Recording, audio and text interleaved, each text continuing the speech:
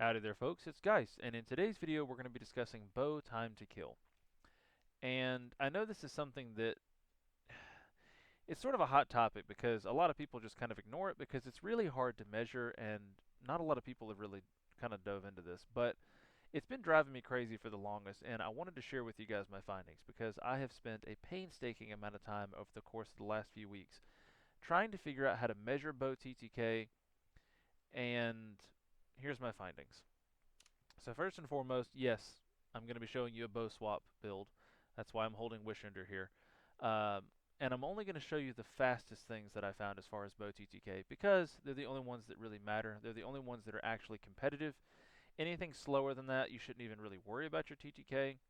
And all of these builds that I'm about to show you involve setups with a bow that I think are capable of actually dueling out in the open, which is the only time TTK really matters, because if you're peak shotting perfectly with all other bows, none of this matters. But for those of you out there like me that want to know what the fastest of the fast is, here's what we got. And the four builds are a Wishender swap build. Yes, it still works.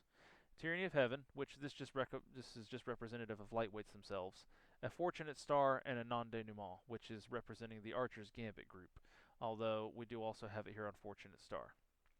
Now, we're going to jump out of Destiny for a second, and we're going to go to Microsoft Clipchamp here.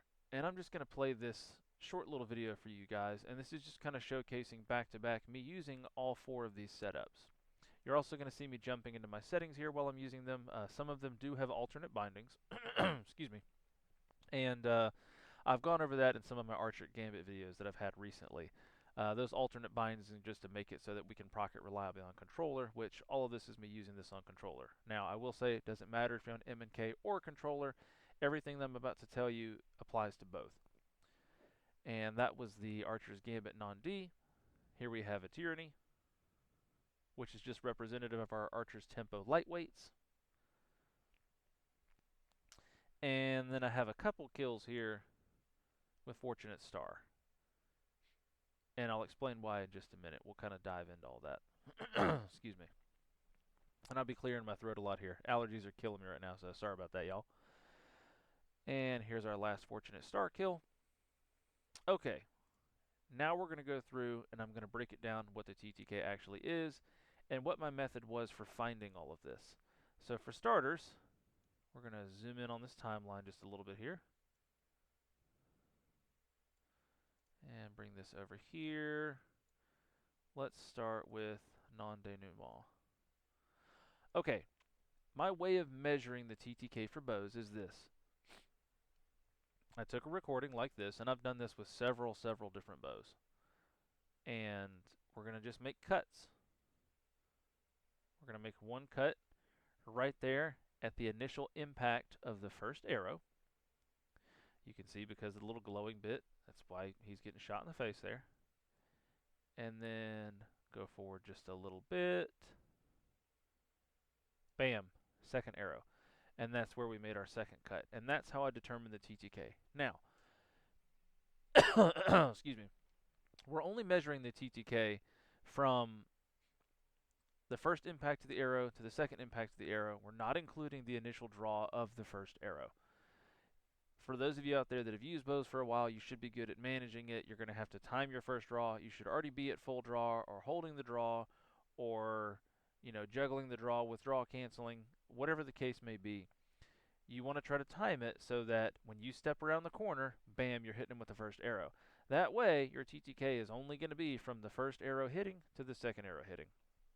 Now, you can see here that I've made my cut before the bow is actually reloaded, but that doesn't really matter. I know some people have tried to measure TTK in the past by doing it versus the reload, and then some others have done it based on like the numbers.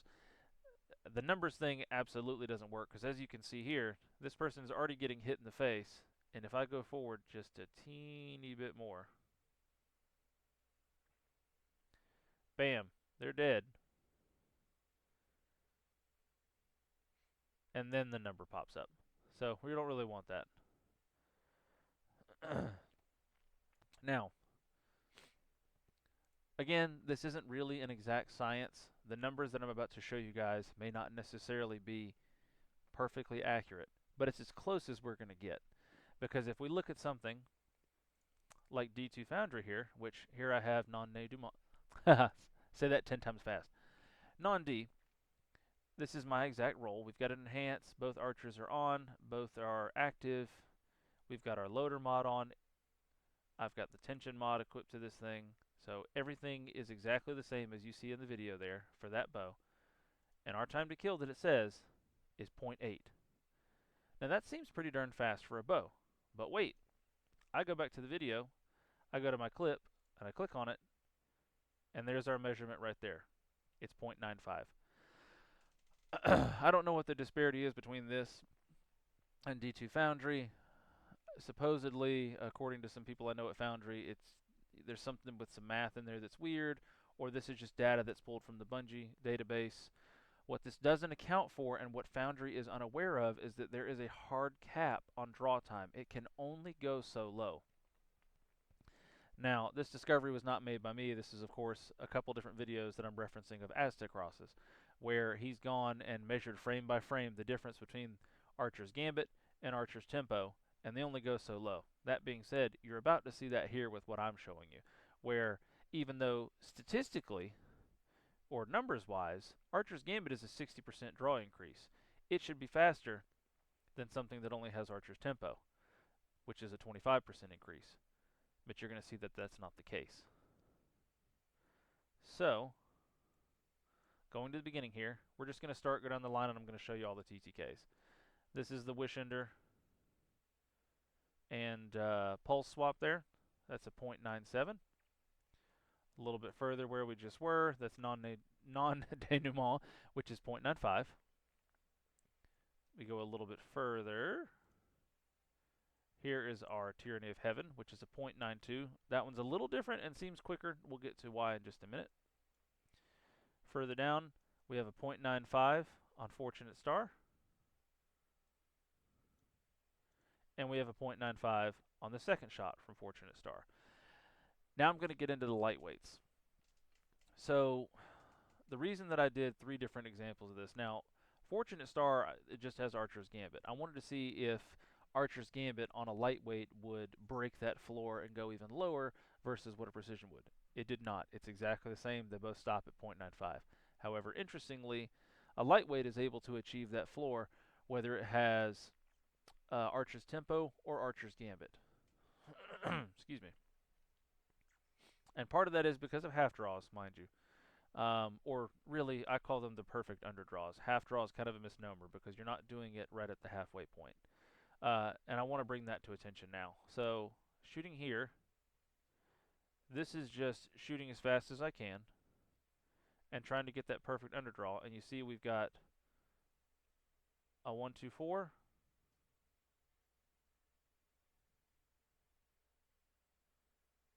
and a 1-2-4. That's full damage. Those are 2 full draws. 0.95. Over here, we had a 1-2-4,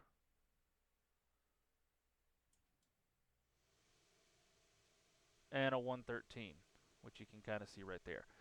The reason that there's the difference between these two is because with this one I hit both of the perfect draw windows. That's why they're both 124.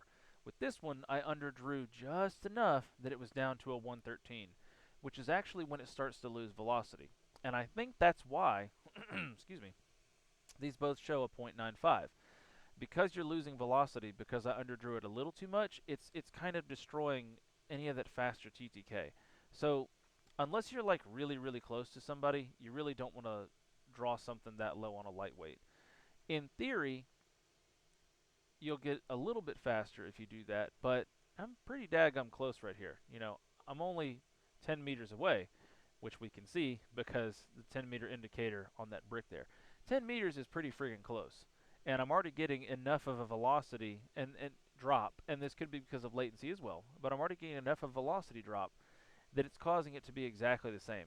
And honestly, we're splitting hairs here anyways. They're just both 0.95, and it doesn't really matter. Even if one was just a little bit faster, like this Tyranny one here, which is 0.92, we're talking about 0.03. No one's going to be able to tell the difference between those two. And in anything in that realm of TTK, you're going to trade with them if you're landing shots at the same time anyways, or you're going to win if you land the first shot, which just applies to all other weapons anyways. The reason that the Tyranny one seems to be just a teeny bit faster, let's scroll forward here just a little bit more. Number one, I may have cut it wrong. It doesn't appear to be that way because I've cut it right at the second point of impact as you can see. But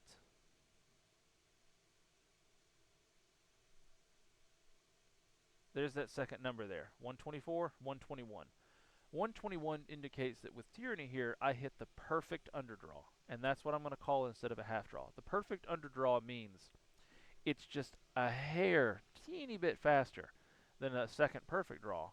But you're still getting full velocity and only slightly less damage. As opposed to over here, with Fortunate Star, we're getting a lot less velocity, which you can see because my point of impact is almost in the neck, more towards the chest. I'm still hitting the headshot because the game is forgiving, but that arrow did drop, even at 10 meters. And that's indicated by the number that is not 121. 124 is a perfect draw on a lightweight. 121 is the perfect underdraw on a lightweight to get just a little bit more speed, but you still keep all your velocity and most of your damage.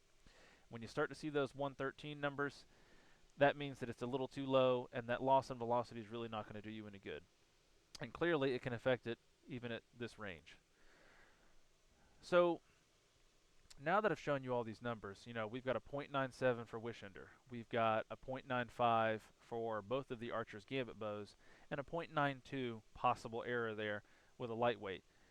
They're all within the same realm of each other. They're all a .9 something, and they are all perfectly acceptable as far as a fast TTK. But in the past, I've talked about Archer's Gambit being a trap. So why am I diving into all this? Well, I wanted you to see that it is possible to be competitive with a bow. And I've been working on this for a while. I've changed my mind a little bit. And I've been brainstorming and ranting and rambling, which I'm doing now. But what all this is pointing to is that, yes, you can have a competitive TTK on the bow if you're using one of these methods that I'm showing you.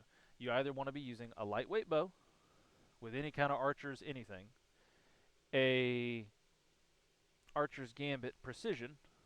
If you want to have double archers on it, cool. It's going to be about the same. Just regular Archer's Gambit without Archer's Tempo on a precision bow is going to be slightly slower. We're talking like a couple frames. You're still going to be in that .9 range, maybe like more of a .97. And then the bow swap there with Wishender. And yes, I will show you a little bit more of that build in a second so you can know exactly what I'm using. All of these are perfectly competitive TTKs, especially when you consider the fact that, except for the Wishender swap, all the rest of these have infinite range. So as long as you're peeking your corners appropriately, you're playing your cover correctly, as you should be doing with just about any weapon in the game, you're going to do well. The only additional thing that we have to do, that anyone with a gun has to do, is that we have to time that first shot. You got to manage that initial draw. And that's something that's always going to be there. That's the trade-off for having infinite range. Also, in most of these cases, you are going to have to go for pretty much all headshots. It's just kind of the way things have to be now for bows. There's a little more forgiveness with a regular precision bow just because they can do the one head, one body, but of course, both of them have to be perfectly drawn. And if you're trying to have a competitive TTK with a bow, I wouldn't use anything other than these things that I've shown here. Now, with the Archer's Gambit family there, we have methods of proccing that on both controller and M&K. M&K, you guys can just use freehand grip or whatever and try to tighten that ring, or RDMs, so that you guys can just exclusively hip fire. Controller users, you can use the methods that I've previously described in my other videos. These are not that far ago. A couple of Archer's Gambit videos. And this is about as competitive as it gets. On some level, I do still think Archer's Gambit is a trap. But in general, thinking that you're going to be able to out TTK anything with these faster bows is a trap mentality, so to speak. These bows, that being said, because you're going to wander out and you're going to go, oh, I can take on, and then boom, .67, 340 pulse comes along and you're dead. Much faster than is going to happen with you, and they don't have to worry about that initial draw that you may or may not have been juggling. So you got to have good timing, you got to have good placement, and you got to have good peeking skills with the bow. None of that has changed. You still have to do that even with Archer's Gambit. That being said, all of these bows that I'm showing you here do have the ability to duel out in the open. If you get caught out, as long as you had timed your first shot well enough, you'll still do very, very well. And you will be able to compete out in the open with a lot of other long range options. So I know I've been kind of rambling here. I just wanted to showcase all these little tidbits with you guys. Quickly, I'm going to cut over and I'm going to show you now the Wishender build. Wishender, of course. This is the BR Battler that I'm using to pair with it. I have a handling masterwork on this. Quick access sling. These perks you see here. I also have a targeting mod for kinetic and solar for each of the weapons. Dexterity for each of them. And then flinching for both of them. And this little build here, the reason that I'm using BR Battler over something like you've probably seen Stars and Shadow, well, Stars and Shadow was good because it just had quick draw and snapshot, and it was pretty quick for something that was a 340. 340s also had more damage, and back when Wishender did more damage, it was capable of body shotting. Well, now you have to have a headshot with Wishender, and all three of the bullets from your pulse have to be all headshots. The reason we're going with the Battler is because it's an extremely fast type of pulse, and it's very, very unique in the way that it fires, where pretty much all three of those bullets hit on the same spot. It's got one of the tightest spreads of any pulse. For those of you that have been getting killed by Redrix a lot, that's the same thing that's happening there.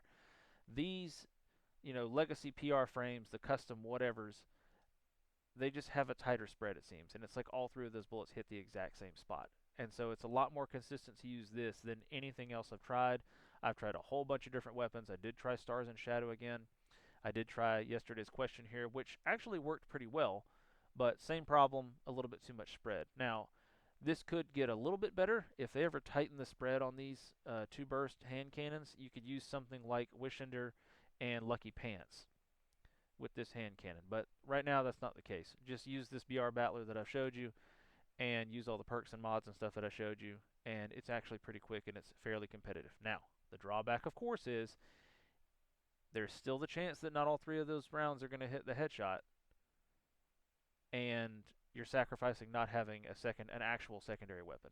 This is a little bit better because this is able to hit fire pretty darn well.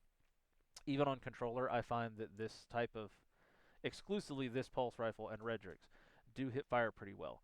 So you do sort of still have a close range option. You can just kind of start blasting from the hip if somebody gets up on you. So you're not completely defenseless up close. But you are sacrificing having a special or something that's actually designed to be a little bit better than CQC, like a sidearm, SMG, something like that. Or, of course, a shotgun. So I just thought I'd share that with you. Yes, the Wishender swap is still alive and well. Just takes a lot more skill now, and nobody should dunk on you for using this. And if they do, then they're dumb. But anyways, folks, I hope you found this very, very useful. I know it's a little dry and boring. This is sort of an info dump and definitely a little more rambly than I usually am, but I was kind of excited about this, honestly. And I don't want to edit out all my little quirks and excitednessisms just because why not? I give you guys the raw footage, and I think it's a little bit different, and also I get to be lazy and not have to edit as much. Haha. But anyways, end of the rant. I just want to say a couple more things. For any of you out there that enjoy bows in Destiny, or bows in any game, come join our community. We've been growing a lot over the course of the last year. We've got about 130 members now. Join our Discord. Check in the link in the description. I've got a wide open link. Anybody can join. We've got a really chill, really friendly group, and it's just a treat to interact with them every day. And I'd be happy to have you guys join our little family. I did say chill, so don't bring any bad attitudes in there. You won't last long. But if you're looking for a fun place to come hang out with all the bow bros, we're there. Just join that link. And then the final bit is like and subscribe, click the bell icon, blah blah, YouTube spiel. I don't really care, but algorithm seems to like it, and I want to get this info out to as many of you guys as possible, just because it's really good info. Hope you found this helpful. Thanks for watching, folks, and I hope you have a wonderful evening.